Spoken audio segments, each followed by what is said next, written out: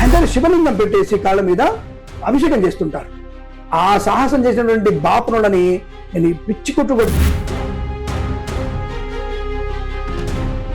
నాకు అందరూ వచ్చి గురువు గారు నన్ను చెప్పి నమస్కారం చేస్తారు. ఆయన దేవుడా నాకు విగ్రహం పెడతారా, నాకు అభిషేకం చేస్తారా? హిందూ దేవాలయాల్లో సాయిబాబా విగ్రహాలని తీయాలని చాలా మంది వాదిస్తున్నారు. నేను సాయిబాబాని మీరు గురువుగా ఆయన ఆరాధించొద్దు, ఇప్పట్లే దేవుడిగా పూజించొద్దు. ఒకప్పుడు దర్గాలంటే ఏమిటి? బొందల గడ్డ. ఓకే, అలా మెల్లగా దర్గాల వైపు తిప్పేసి గాయత్రి కడతాం, యంత్రాలు కడతాం చెప్పేసి ఈ యొక్క హిందువులను, అమాయక హిందువులను దోచుకొని మానభంగా నా దేవాలయంలోకి వచ్చేసి వేరే దేవుళ్ళని పెడుతూ వాళ్ళు సనాధర్మాన్ని కాకుండా వేరే మతాన్ని అనుసరించిన వాళ్ళని దానికి సరైన సమాధానం చెప్పండి తప్ప నాలాంటి ఫోన్ చేసి బెదిరించే అవకాశం. గురూజీ, ఇప్పుడు సాయిబాబా ఇష్యూ ఎంత పెద్ద గొడవ అయిందో మనకు అందరికి తెలుసు, మీకు కూడా తెలుసు, మీరు కూడా ఇందులో చెప్పినారు కొంచెం ఏది మంచి ఏది చెడు అని. ఇది ఇలా ఉంటే కొంతమంది హిందూ దేవాలయాల్లో సాయిబాబా విగ్రహాలని తీయాలని చాలా మంది వాదిస్తున్నారు. కొంతమంది టెంపుల్ వాళ్ళు ఏం చేస్తున్నారంటే విగ్రహాలు ఎప్పటి నుంచో ఉన్నాయి, ఇప్పుడు మేము తీయము అని అంటున్నారు. అసలు తీయాలా వద్దా? తీస్తే ఏమైతుంది, తీయకుంటే ఏమైతుంది? అసలు దీని గురించి మీరు ఏం చెప్తారు? ఇక్కడ కాంట్రవర్సీకి నేను వెళ్లే అవకాశం ఏం లేదు. ఎందుకంటే నేను కూడా సాయిబాబా దేవస్థానాన్ని అంటే విగ్రహాన్ని నిలబెట్టినటువంటి విషయం, ప్రతిష్ట కాదు, విగ్రహాన్ని నిలబెట్టడం అంతే. అని ప్రతిష్ట అనే అబద్ధం. అది మనుషులు ఎలా పెడతారు? ఇప్పుడు విగ్రహాలన్నీ ట్యాంక్ మీద పెట్టారు, అని ప్రతిష్ట అంటాం వాటిని? లేదు, మనుషులే కదా వాళ్ళందరూ కూడా. కాబట్టి మనుషుల్ని పెట్టిన ప్రతిష్ట అనడానికి లేదు. కాబట్టి విగ్రహాన్ని నిలబెట్టామని చెప్పొచ్చు. ఒక బొమ్మని మనం ఒక గురువు నిలబెట్టామనుకోవచ్చు, దానికి ఇబ్బంది ఏం లేదు. ఇక నేను ఇద్దరికి మళ్ళీ కాంట్రవర్సీకి వచ్చేసి నాకు చాలా మంది ఫోన్ చేశారు. చింతపల్లి దేవాలయం నుంచి ఒక ఆయన, తర్వాత దేవరకొండ నుంచి డిండి దగ్గర ఉన్నటువంటి దేవాలయం నాకు ఫోన్ చేసి ఇలా మాట్లాడేది. నేను ఎవరిని వ్యతిరేకించలేదు. మీరు సాయిబాబాని గురువుగా పూజిస్తారా, నాకు అభ్యంతరం లేదు. నేను ఎప్పుడు కూడా దాని గురించి మాట్లాడలేదు. ఎందుకంటే గురు బ్రహ్మ, గురు విష్ణు, గురు సాక్షాత్ మహేశ్వర, గురు సాక్షాత్ పరబ్రహ్మ, తస్మై శ్రీ గురవే నమః. ఒక నాకు ఫిజిక్స్ చెప్పిన గురువు గురువే, బయాలజీ చెప్పిన గురువు గురువే, సంస్కృతం చెప్పిన గురువు గురువే, నాకు జ్యోతిషం చెప్పిన గురువు గురువే, వేదం చెప్పిన గురువు గురువే. కాబట్టి అందరి గురువులు అందరు సమానంగా రూల్ లేదుగా. ఒక్కొక్క గురువుకు ఒక స్థాయి ఉంటుంది, ఏ గురువు స్థాయి ఉంటుంది. అందరు ఈక్వల్ చూస్తున్నారు గురువులందరినీ. కాబట్టి ఇక్కడ కూడా గురువులకు కూడా ఒక స్థాయి. ఎవరు విజ్ఞానవంతులు, ఎవరు సనాధర్మాన్ని పాటించారు, ఎవరు సనాధర్మాన్ని పాటించలేదు అన్న విషయాన్ని ఇప్పుడు జరుగుతున్నటువంటి, ఇప్పుడు బయట జరుగుతున్నటువంటి ఈ యొక్క చర్చలో గొడవ, నేను చర్చల్లో వాళ్ళు ఆధారమైనటువంటి పుస్తకాలు చూపిస్తున్నప్పుడు దానికి సమాధానం చెప్పే ప్రయత్నం చేయండి. ఎవరైతే తప్పు అని చెప్తున్నారో, ఈ పుస్తకం ఇలా ఉంది అని చెప్తున్నప్పుడు దాని నుంచి ఘర్షణ కాకుండా ఒక సౌహృద్భావాదన వాళ్ళు అడిగే సమాధానం చెప్పండి. ఆధారాలు ఉండాలి. ఇప్పుడు వాళ్ళ ఆధారం చూపిస్తారు. ఇక్కడ మీ గ్రంథాలు ఇటు ఆయన నేను ఇది కాదు అని చెప్పి సాయిబ్ అని చెప్పి వాళ్ళు చూపిస్తాను అంటున్నారు. వాళ్ళు చూపిస్తున్నారు, అది మీ పుస్తకాలే చూపిస్తున్నావు అని చెప్తున్నారు. మీరు అది కాదని చెప్పేసి వ్యతిరేకిస్తారు, గట్టిగా మాట్లాడుతున్నారు. అంటే ప్రజల మీద పడేస్తున్నారు. వాళ్ళు అదేంటి, నేను సాయిబాబాని మీరు గురువుగా ఆయన ఆరాధించొద్దు, ఇప్పట్లే దేవుడిగా పూజించొద్దు. ఎందుకు పూజించొద్దు అంటే సనాధర్మంలో శివాలయానికి విష్ణు ఆలయానికి పోయి వాళ్ళు ఇక్కడ తగ్గిపోయి పక్కదారి పట్టిస్తానంటున్నారు. వాళ్ళు ధర్మాన్ని పక్కదారి పెడతారు మెల్లమెల్లగా. ఎగ్జాంపుల్ ఎలా ఉందంటే, ఒకప్పుడు దర్గాలంటే ఏమిటి? బొందల గడ్డ. ఇప్పుడు చనిపోయినట్టు ఇస్లాంలో చనిపోయిన వాడిని బొంద పెడతారు.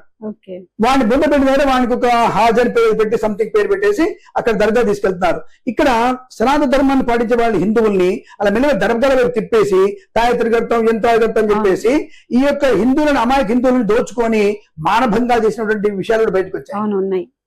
అలాంటి దర్గాల దగ్గర తీసుకెళ్ళారు. అంటే వాళ్ళకు ఉన్నటువంటి ఈ తత్వమే సనాతన ధర్మాన్ని మూఢనమ్మకంగా తీసుకెళ్లిపోయారు. వాళ్ళైతే ప్రచారం చేస్తారు, చూసినా ఇక్కడికి వచ్చావు కాబట్టి నీకు జ్వరం తగ్గిపోయింది, తగ్గిపోయింది, న్యాయం డబ్బులు వచ్చాయి, చూసా నీకు ఇది అయింది, వాడికి అయింది లేదు, పాయింది లేదు అక్కడ.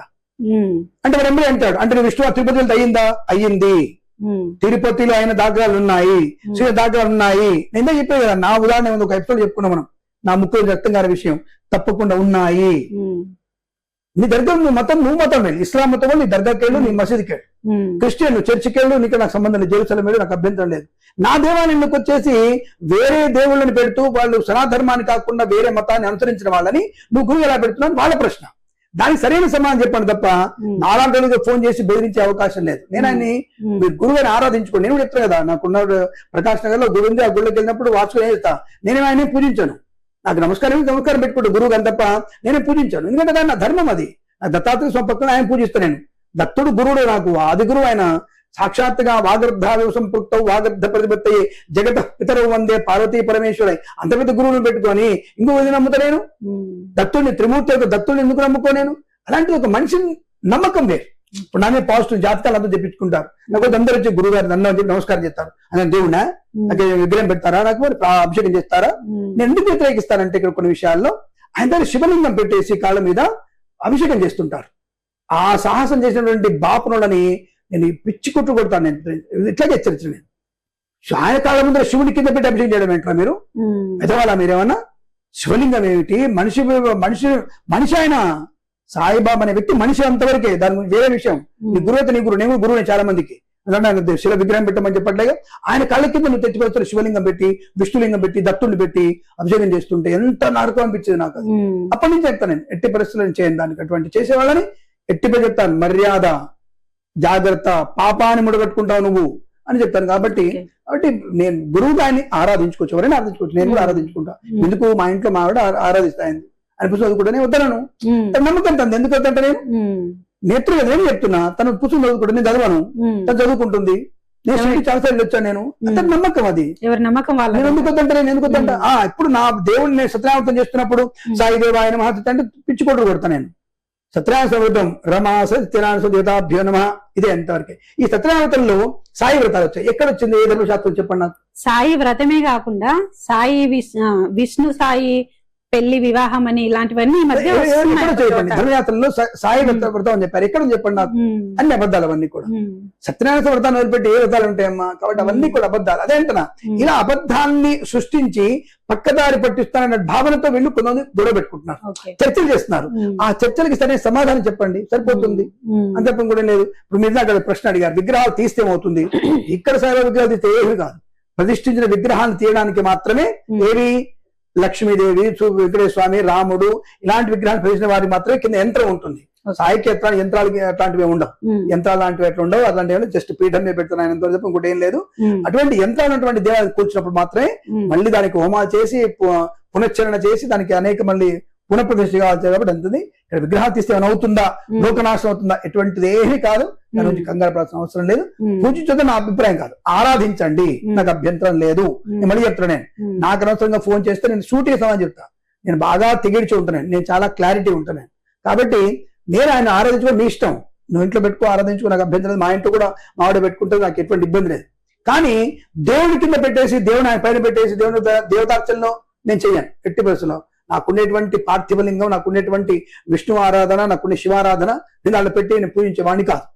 ఆరాధన పక్కన పెట్టుకున్న ఆవిడ దండం పెట్టుకుంటుంది, పువ్వు పెడుతుంది, నో ప్రాబ్లం, పెట్టుకో, నాకు అభ్యంతరం లేదు. నువ్వు పెట్టి నేను దండం పెడతా, నాకు ఇబ్బంది ఎందుకు? ఇబ్బంది ఏమి నాకు అక్కడ, దానికి ఇబ్బంది లేదు. కానీ భగవంతుడు సమానంగా పూజించేటువంటి స్థితి కరెక్ట్ కాదు. ఆ విగ్రహాలు తీసే మాత్రం పోయేదేం లేదు, నష్టమేం లేదు, దాని కంగారు పడాల్సిన అవసరం ఏం లేదు. సర్వే జనా సుఖినో భవంతు. ప్రేమతో మీ కిరణ్ శర్మ. సో చూసారు కదండి, సమాజంలో జరుగుతున్న కొన్ని వాటి గురించి అయితే ఒక క్లారిటీ అనేది వచ్చింది అనుకుంటున్నాను. చూస్తూనే ఉండండి ఇలాంటి వీడియోస్ కోసం. నా ఛానల్ ని సబ్స్క్రైబ్ చేయండి. అలాగే ఈ వీడియో మీద మీ కామెంట్ పెట్టండి. నమస్తే అండి.